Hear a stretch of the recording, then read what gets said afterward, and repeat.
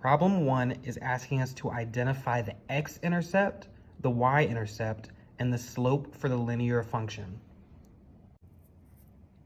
To find the x-intercept, I'm going to look at where this line crosses the x-axis. So x-intercept is going to be on the x-axis. So I see this line crosses the x-axis right here at 8. So our x-intercept is 8, 0. And I put it right there because a coordinate is written as x, y. So 8, 0. The x-intercept is 8. The y-intercept is going to be where this line crosses the y-axis. So it crosses the y-axis right here at 6. So I'm going to write 0, 6. And again, that's because x, y. And lastly, we have the slope. Since we already have 2 points, the x-intercept and the y-intercept, I'm just going to count the difference between those 2 points.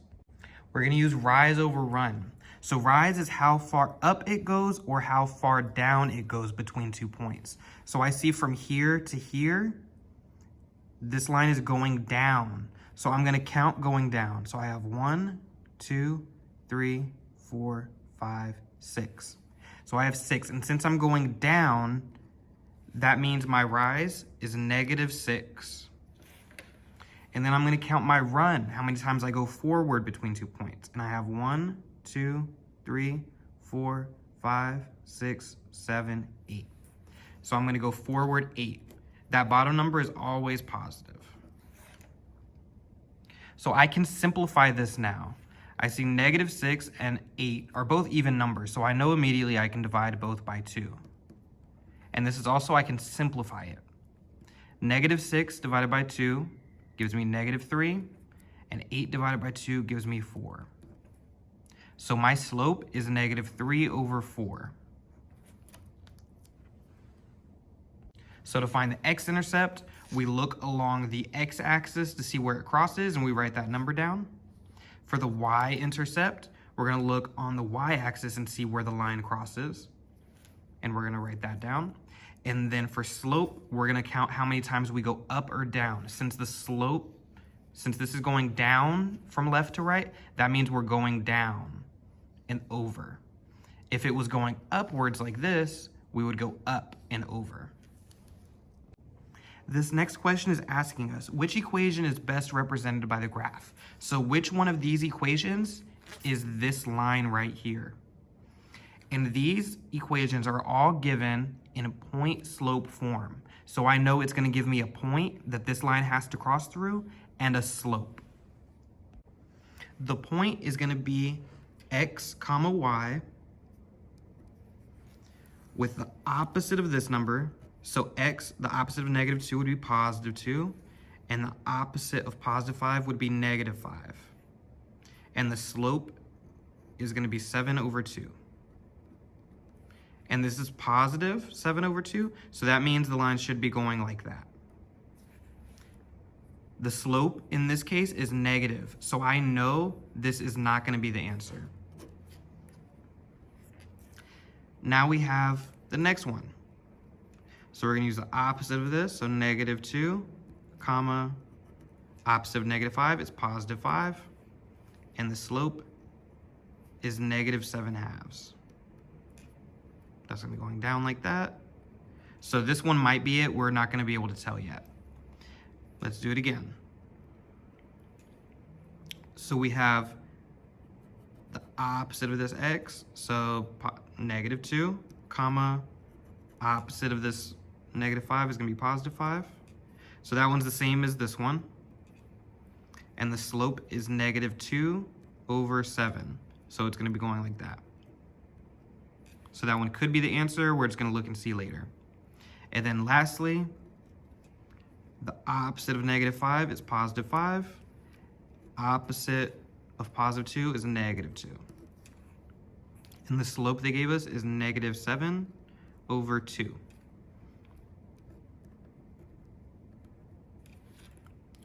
Okay, so we're going to choose First, I want to look at these points. So I already know this one's not the answer because that had a positive slope.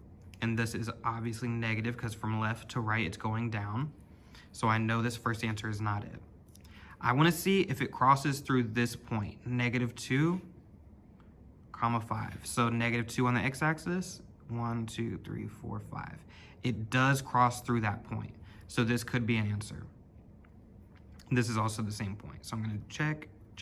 Let's see if it crosses 5, -2. It does not cross that point, so this one is not it. So now we have -7/2 or -2/7. We're going to see which slope this line has. So let's look at it for another clear point. The y-intercept is -2, so I'm going to use that point. I want to count the slope. So since from left to right, it looks like it's going down, my rise is going to be negative because I'm going down. So 1, 2, 3, 4, 5, 6, 7. So I'm going down 7, so my rise is -7. Then I'm going to count how many times I go forward. So 1, 2. My run is 2. So my slope is -7/2, meaning this is my answer, B. Let's look at 3 and 4. So we're going to find the slope from 2 points. Remember, that formula is y2, meaning the second y, minus y1, the first y value, and x2, the second x value, minus x1, the first x value. So I'm going to plug those numbers in. We have 5 minus -3 over 3 minus -9. If I simplify this, it would become 5 plus 3. Remember, if you subtract a negative, it's going to be positive. And if you subtract negative, it's going to be positive. So 5 plus 3 is going to give me 8. And 3 plus 9 is going to give me 12. I'm going to divide both sides by a common factor to simplify it. And I see they can both be divided by 4, so that's what I'm going to divide by. And I get 2/3. So I can get rid of any equations that don't have a slope of 2/3. So this one can't be it. This one can't be it. So it's between these two. So now I want to see which of these equations makes both of these points true by plugging in the x and y value in for x and y. So I plugged in the x where x is, and I plugged in the y where y is. And so now I want to see if this is true. If you want to, you can insert that into a calculator, or you can type it out. I'm going to show you what the work looks like. I get -3 = 1, which is not true, so I know this is not going to be my answer. I have D. For number 4, I'm writing an equation in slope-intercept form of a line that passes through -1, 7 and is perpendicular to y = 6 plus 3. So they gave me a point and they gave me a slope, but I have to make the slope the opposite reciprocal. So I made 6/1 into a fraction. I'm going to flip it, and then I'm going to change the sign to be negative. So my new slope is -1/6. So I can get rid of anyone that does not have a slope of a -1/6. From here, I can either try to figure out what the y-intercept is, or I can go ahead and plug in the x and y and see which one becomes true. So let's try with C first, because this one looks a little bit easier. I have 7 = -1/6 minus 1 plus 7, which gives me 7 = 1/6 plus 7, which is 7 and 1/6. So I know this one cannot be my answer. If I plugged it into this equation, I would get 7 = 1/6 plus 41 over 6, which would equal 42 over 6. 42 divided by 6 is 7. So I'd have 7 equals 7, which is true. So that's what it looks like when it's true. These two are equal to each other. For this question, it's saying the graph of 5x minus 3y equals 15 is shown right here. Which ordered pair is in the solution set for this equation? I could go through the effort of plotting and doing all that kind of stuff, but instead I just want to plug these in and see which ones make it true. 5 times 6 is 30, minus 15 is greater than 15. So 30 minus 15 gives me 15. Is 15 greater than 15? No, it is equal to. So I know this is not going to be an answer. So for the next one, 5 times 6 is 30, minus 3 times negative 2. So negative 3 times negative 2 is going to give me positive 6. This gives me 36 is greater than 15. That is true, but we'll just try out the next ones just to see. So 36 is greater than 15, so that's why it's true. The next one, so 5 times 0 minus 3 times 2 is greater than 15. 5 times 0 is 0, so negative 6 is greater than 15. Is that true? No. So I know this one can't be an answer either. And then the last one, 5 times negative 3 minus 3 times negative 1 is greater than 15. 5 times negative 3 gives me negative 15. Negative 3 times negative 1 gives me positive 3. Negative 15 plus 3 is negative 12. Is negative 12 greater than 15? No. So that is not going to be an answer. So our answer is B. The key here is to see which of these solution sets makes this equation true. So when you plug in the x and the y and you solve it and you work it out, do the two numbers that you get, the two sides, do they make sense? So that's why I asked, is 15 greater than 15? The answer was no. Is 36 greater than 15? Yes. Is negative 6 greater than 15? No. And is negative 12 greater than 15? No. So because none of these things made sense, the only answer was the one that made that equation true. In this case, it was an inequality. The next is based on writing equations. So Miss Salazar wants to travel to Italy for her next summer vacation. The trip will cost $3,900. So I know in total, a trip is going to cost $3,900. She has already saved $1,500. So she saved $1,500. And so because I see and, she plans to save $85 each, which means that the week is going to be our x. So whenever you see each week or something like that, know you're multiplying. So 85, and in this case, we'll say x. How many weeks? So because it's asking how many weeks, that makes sense that weeks would be our x. So 85x.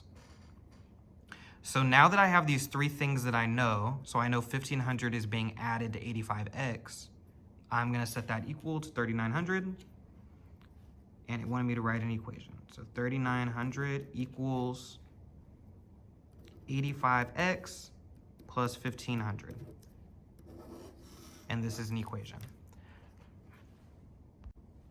The next one, researchers in Antarctica discovered a warm sea current under a glacier that is causing the glacier to melt.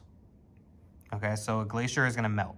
The ice shelf of the glacier had a thickness of approximately 450 meters when it was first discovered. So when it was first discovered, so an initial point, 450. The thickness of the ice shelf is decreasing, so it's subtracting, at an average of 0.06 meters per day. Write a function that we can use to find the thickness of an ice shelf in meters per day. Meters in X number of days since the discovery. So in this case, X is going to be our days. So because I see 0.06 m per day, I know that's going to be my variable, so 0.06 m. And it initially had 450 m. So that's going to be my plus 450. It doesn't give me any, like a total yet. It wants me to find the total, so I'm just going to use y. So this would be our equation. It's just as simple as finding what times what variable, or what was the initial.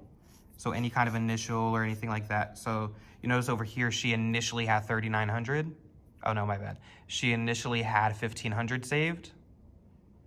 And then she wanted to save 85 each, or 85 per, or 85 by every week. So 85 times the week plus the initial.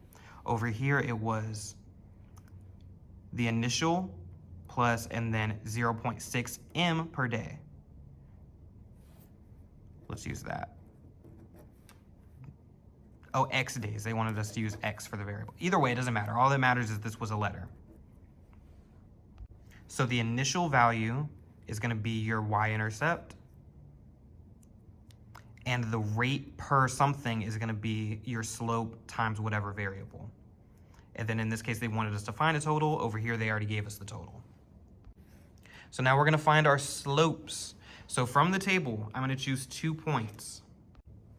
I'm given, my 2 points. So my y2 minus y1 over x2 minus x1. I'm going to plug those in. So my y2 is 38. My y1 is 26. My x2, because this is my first point, and this is my second point. So my second, so 2 minus x1. 38 minus 26 gives me 12. And 2 minus 0 gives me 2. 12 divided by 2 is 6. So my slope is 6. For the second one, it gives me 2 points.